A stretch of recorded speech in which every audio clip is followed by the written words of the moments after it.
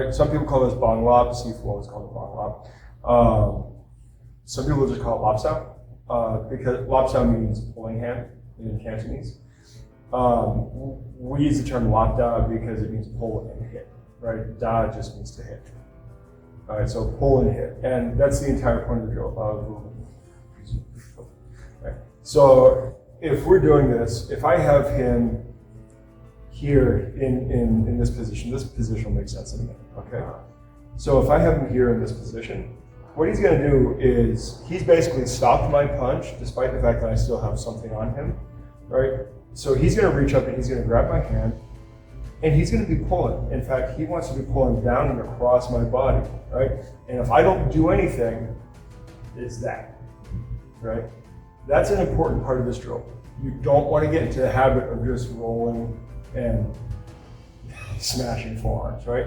And this is what a lot of people do, and this is why I kind of pick on the Jeet Kune Do guys, because they'll just sit here and smash forearms with back fists and act like they're doing something, and they're not, right?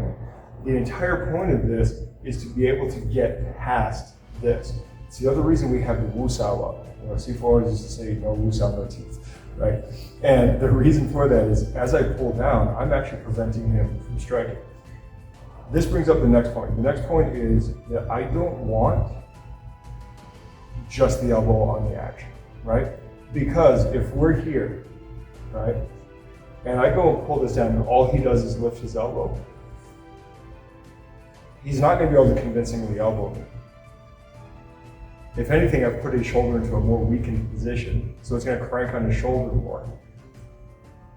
I'm pulling him across his body more, right? He's in less control of everything at that point. So we can't just lift the elbow. Lifting the elbow is important, right? Bang sao, literally, like the word bang itself means shoulder, upper arm, and wing, right? So when I hit him, you know, he's making the shape of a wing, right? But he's using his shoulder and upper arm, right? And the idea of that is, this is Wing Chun's version of a shoulder roll, right? A shoulder roll in boxing, right, is doing the same idea, right? It's just shucking something off and moving it. Different than a slip. A slip, I'm moving past it. You know, a shoulder roll, I'm actually blocking and bumping the fist, right? All he's doing is pushing me across. Now, of course, eventually you do this with shifting and footwork and all that, but for the sake of this, all right, go ahead and roll it, right? What we're doing is, notice how I'm interrupting him, right? Wu's playing very nicely with me, right? But I'm actually being very disruptive for him. And there's two reasons for this, right? Let's go ahead and roll one more time. As soon as I feel him grab, I want to be rolling that bomb. What that does is that really messes with his ability to grip. You'll notice his grip is now kind of falling off. Yeah. And I didn't put any energy on it. Right? So when I come up to this, start immediately doing the rotation, right? Yeah, it really disrupts my ability to grab, right? So that rotation that we were talking about yesterday, right? That rotation is super important on this because that disrupts the pull itself. And that rotation helps accelerate his elbow coming up, right? As he's pushing this up, right? That elbow is flicking up. Now, like I said, you know, if you're hairy like me and Mike are, you end up having to pop that elbow a little faster just because there's going to be more slide. With you guys, you're going to be stickier, so you can afford to be a little bit slower on it. Yeah. Right? So, yay one for being slow. Right? Big guys aren't supposed to be fast, but we have to be sometimes. Right? The other thing that I'm looking at here, a lot of Wing Chun schools be like, oh, don't lose contact, right? You want to maintain the bridge. Well, that's stupid on this. That's actually really stupid on this. Go ahead and roll it, right? If I try to maintain this, how am I going to punch if I'm just trying to maintain this? All I'm doing is then trying to control his arm for something. That would be different if I'm coming in and pulling into an elbow lock, right? Or trying to roll it into a shoulder lock, or take a hammer lock or something like that, or bar hold. That's different, right? But as we're doing this, what I'm really looking to do is throw him off his game really bad, right? The other reason that I want to project through this is I want to catch him when his arm is still bent, right? This is in the pocket, right? Like right now, we're not really in the pocket. I mean, I'm barely there. This is like standard Wing Chun range. I should be here, right? But If I'm there, then he's going to be in real trouble, right? Okay, we're here. Open your hand. Palm up, palm up. Right. If he were to just shove through it, he's got some penetration here now, right? So now we know we're in range, right? As we're doing this, the idea, again, I'm not going to give you a much, right? The idea though is that I should be able to just clear this and strike. Okay, right? So what we're training here is the ability to feel that initial touch.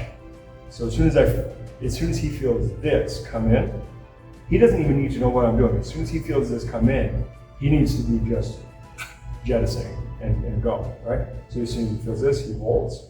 Oh, yeah, and now it doesn't matter what I was doing unless I was playing a trick, right? Because obviously I can come in low, right? I can be keeping this high if I know what he's doing, coming in under with the uppercut, right? Coming in, boom, coming in for the collar tie. I love that throw. Yeah. There's all sorts of cool things you can do from there, but that's not the game we're playing, right? This is just a developmental drill. So as we're playing this, really, you want to be fast on the bong. You don't really want to worry about the rest of it. One of the other big things on this drill is the fact that it's teaching you to let a failed punch go, right? A lot of people will be like, yeah, why? Right? You're not going to do that in a real fight, right? Do sparring, right? You're not going to try to like force a punch that's already been blocked and try to push through it. That doesn't happen. So why would you do that in a drill? It doesn't make any sense, right? So as you're doing this, the big thing that you want to be looking for is as soon as you feel that, that goes, like you want to be transitioning to the next thing immediately, right? Here's the other part of it, right? As soon as he feels that he stopped my punch, technically speaking, he should be going and stripping my hand immediately, right? Yeah. Okay. Now, obviously we don't go that fast at first, right? Because we want you to feel the technique, right? Technique first, and then we kind of build up the speed and all that, right? So as we're doing this, we're just starting off at a gentle pace, making sure that this isn't a back fist, making sure that this is a straight punch, right? Over, kind of start every punch like an uppercut, all right? Good. So as I'm doing this, this whole thing is rotating, and I'm driving in from the elbow, and it's just, that should be happening at the same time that this is lifting. That should all be happening at once. The pull, kick-starting this, and my punch should all be happening right at the same time, creating that collision point. You notice I'm not even making a fist here. I'm just kind of keeping my hand in a generally curled up shape, right? And it's just because I'm not worried about throwing a punch. I'm worried right now about getting the sensitivity, the feeling down, right? So now this is for you guys. These guys have been hearing this already. This is Hector's first day doing this, right? So you get to learn this with him, right? So what is this drill even doing, right? So I already talked about, like, this is trying to teach you how to pull, right? To pull in his, so that you're actually clearing the elbow and strike, and it's actually teaching him how to use his elbow if his wrist is taken. That's one of the major things for this this drill, is that it is teaching you that if I grab your wrist, you still have an elbow, you still have a shoulder, you still have the rest of your body, right? But we don't necessarily want to bring in that other hand if we don't have to, because we'd like it to be free for maybe a power shot or something. So if he can block with this one, still, even though I'm controlling it, he's got that hand free to just hit me, which we'll do later for another reason. But as we're doing this, so as he comes up to grab, my entire goal is to kind of rush that. See how I go just right underneath him? This part is important as I go underneath. Now, what he should be doing also, go ahead and go to grab him as I do this. You should be freeing this and releasing. Drop the elbow. Yeah. Try not to pull it straight back. Try to rotate it down. So when you're up here. Yeah, just like that, right? So I should be probably about halfway through. Your elbow should be here. Your pull should be halfway through, right? As I'm rolling this in, I'm disrupting your pull. I'm bringing my elbow up, and I'm stopping your punch. All of that is happening at the same time. Notice also that I am very projected into him. If I'm not projected into him, if I'm back here, all I've done is just given him a shelf to smash me in the face. That's no grip, and that's no good. All right, so my idea is to kind of be invading in on him, which gives me all the freedom here, right? As I bring this one in, up and behind, and I'm just throwing, that was good, right? Because as you do that, he's immediately feeling he needs to roll. And the other thing is he doesn't want this hand trapped, right? Don't move this hand real quick, just don't move it. Now I've trapped him, and I can force myself free and just get a free hit, right? He definitely doesn't want that, right? So he has to release everything as I go and focus on that, and that other hand should just come up on guard. Oh, okay. Yeah, right. So as we're looking at this now, you see I'm starting to shift, Chun Q style. We do that later. For now, I should just kind of be standing square. So go ahead and stand square, right? It's an easy habit to get into, right? Yeah, see how disruptive that is? Yeah. Right? So as I go to grab, you immediately roll that bounce off, and it just stuffs me in the pocket, right? And that is that's a huge boon, right? Go ahead and grab it. Yep. See, I trapped him, right? Go ahead. All I'm doing is trying to get ahead of that punch, right? Now here, I can feel him gripping, and that's fine, right? I can kind of grip back. I've got a few options there. I'm not worried about that. He can maintain that all he wants. Even from here, I can step and I can work in and do stuff. But that's not what this drill is for, right? This drill is some dexterity training. So as we're working this, we're just looking to be as kind of disruptive as possible as we can on both sides of it, right? Because it's an asymmetrical drill. We're both doing something different. Now it reciprocates. Yeah, and see how that's just kind of pushing back into me? Normally, in order, if I felt that, I would have to like step off the line and do something different. But because we're just kind of being landlocked here, as we're doing this, we're both driving into each other. Yeah, good. Good. Yeah, right?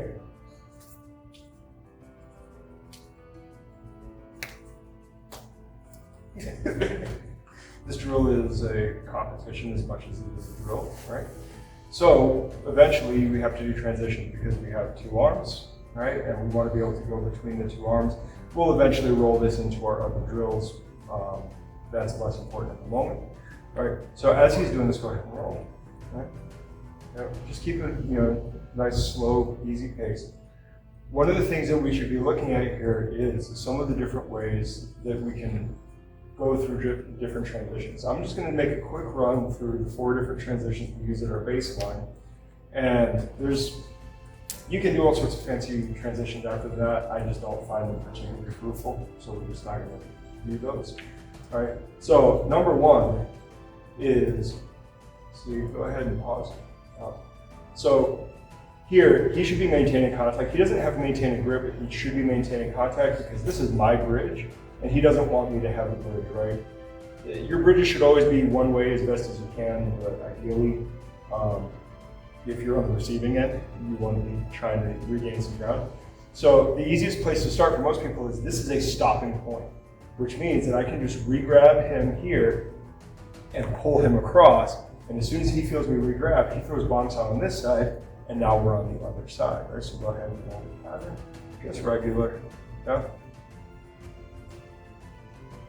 And then when we get down to the bottom, pause here. Sorry, no, there's one more. There we go. Now all you're gonna do is you're gonna take this hand. Nope, no. The hand that's being grabbed. Grab.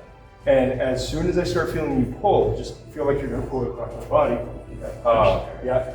Now, you could do that, right? And then I'd have to bring in this hand and we have to do other things, right? But for the sake of this drill, we're keeping the elbow down and punch. And all we're doing is transitioning to the other arm. And that's it, right? It's a nice, simple transition, right? So I want you to go ahead and do that 2 or 3 times, just at will. Anytime you reach the bottom point like that, right? Anytime you reach where you're in box out, you just feel free to reach up and grab the other side. I'm going to take it. No, that's okay. Oh, okay. Yeah, just straight through. I'm good. Yeah.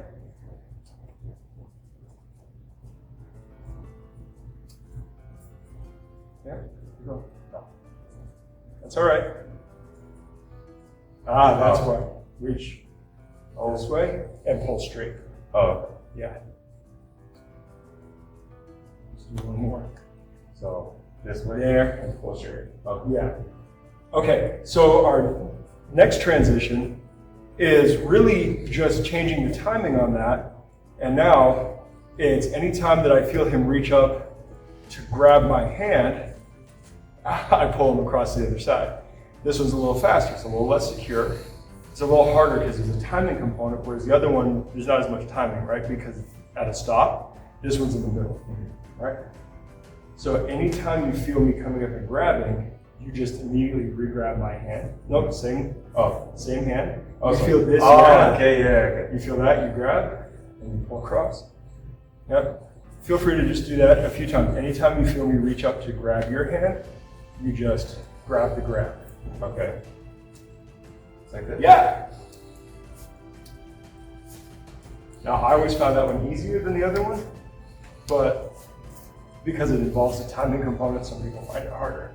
Now, the third one is a little bit sneakier, and this is going to go back to that bottom timing, right? So that the one we just did is top timing. The first one was bottom timing.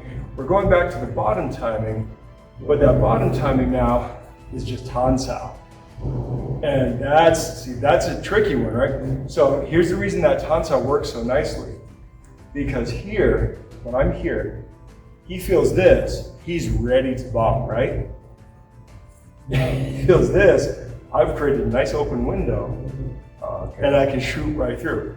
Now, oftentimes people end up having to shift with this one to get their elbow in place. Eventually you'll feel that the residue is still square. Okay. Obviously we don't fight square. But for the sake of the drill, we try to do everything square first and then add a little bit later. But it's a pretty fun one because it's a little bit sneakier, right? So anytime you're at the bottom position like this, basically, nope, just drop, you're gonna drop this, nope. You're gonna drop my elbow, you're gonna drop your elbow and throw this, and you want your pinky just on this side of my body. Okay, so it's, yeah, okay. right?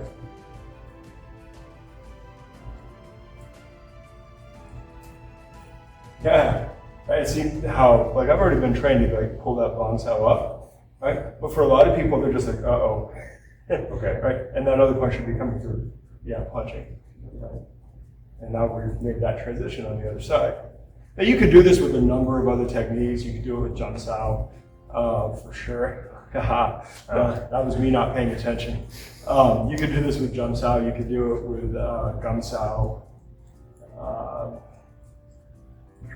We do it with jut. The jut would feel a little awkward. But the idea is just to pick something, is to pick something other than tansao, or other than Laap, right? To make that transition. I mean, technically speaking, you could just punch with that same hand, right? Because it's that same motion. If you're grabbing, as I'm doing this, I could just be shoving that punch in, and I could still possibly sneak something in, right? Probably not, but theoretically, all right? So go ahead and just do a few more with that tansao, right? True meaning is spreading hand, yeah. You're just kind of splitting everything open, and boom. Yeah, that was actually the next one, but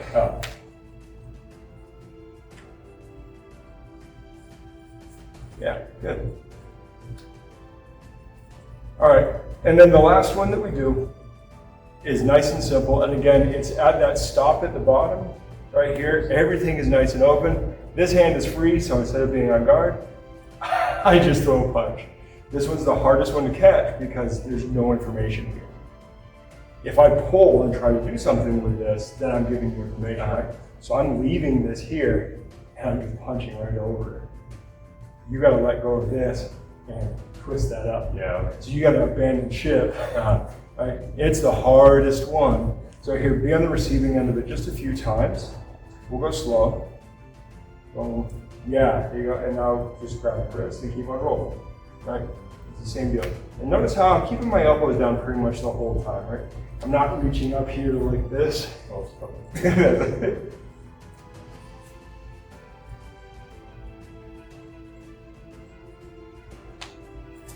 Yeah, there you go. And that just gets you used to the idea of something could be coming from the other side without any kind of warning, right? So you have bottom timing and top timing for a re-grab, and then you have a non-grab technique, which we're choosing Tansao, but you could choose a few others. And then we have a non-bridge technique, which is just a raw punch straight through. And that could be a view, it could be a palm, whatever, but punching's cool. Never discount the cool factor. So go ahead, and I want you to try it a few times. So anytime we're in this position, you just throw a punch instead. Okay. Yeah. Good.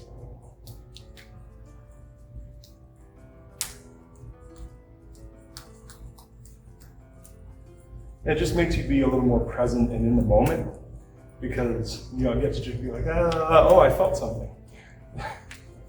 Because if you feel something on that one, it means you got punched. All right, so our recap on this is, let's just start from the ground up, right? We're not just sitting here rolling for no purpose, or we should actually be trying to block a punch, which means that the first thing, the name of the drill, Laap, means that I should actually be trying to pull and punch. And when he goes and tries to pull on me, I'm trying to interrupt that pull by really throwing that bong sao in there. And that's the play of the drill. I want to make sure that I'm not just throwing a back fist. Back fists work, but the problem is that I can do things like this, which require me to use the other hand. Now that can be another transition. Seafood would like that transition a lot. But that's not one that we're playing with a lot, right? We want this to be a nice, good, straight punch, right? And I'm not looking to sit here and grind on him. If there's any grinding, it should be because his bong sao is that good. All right. I want to maintain some contact here, even if he foils my pull. Let's see. That's about it on that. Other than that, like as you get going, you kind of want to make this a race, which side's going to succeed more. And then we get into our transitions, right?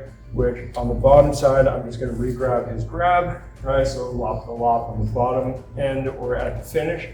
And then I'm going to lop the lop at the top. So whenever I feel him grab, I pull. All right, make sure you're not just pulling each other into bong sao. Make sure you're giving a legit honest pull. You don't have to give each other whiplash, but you're not just going, okay, bong sao. Go ahead. So we have our two timings for lopping the lop, right, pulling the pull. And then we're going to take in, it's all right. Then we're going to take in our Tansao. So when I'm at the bottom, I can do Tan. And then you could transpose any non-grab technique for that. You can do Gum Sao, you can do Jump, whatever. Go on. The idea is just to pick a technique that's not a grab, because the grab is so, this is such an obvious tell that just doing like a quick flick in the Tan is a little bit more sneaky. And then of course our final transition is just a raw punch, which forces him to do something react without a bridge. And those are the 4 standard transitions that we use. You can do more complicated ones. You can do, multi-part compound transitions, and that's all fine. Compound transitions don't make sense too much if you don't have a weapon in one hand. You can add grappling and stuff into this. You could transpose strikes. So instead of doing the punch, you could do the back fist, or you could start trying to throw in other things. You could start playing with things like moving into the elbows and all that. That's fine. There's all sorts of things you can do. And then the final thing we do is roll this into the other drills, the biggest one being Pak Da. That's our foundational drill because we roll everything into that. Obviously you do this in Chi Sao, but rolling this into Pak Da is fun. And then trying to get this into sparring, just being able to block something, strip and strike. So we'll end it there. Talk to you guys later. Good journey.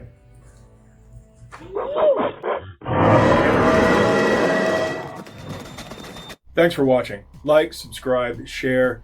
Check us out on our other socials, and please head over to blacksunboxing.com to get a little more info, including how to contact us. Furthermore, if you are in the Phoenix area, please feel free to stop in, say hi, join in for a class, whatever. Also, if you ever see us cite sources or just for additional content, please check out our Substack. That is where we put all of the sources we use in our videos and is a major part of this. Plus, it serves as a membership platform for long distance learning and for people who would like to support us but aren't local. We would greatly appreciate it if you signed up. Even just the free membership helps us out a lot. All right, I will see you guys in the next video. Good journey.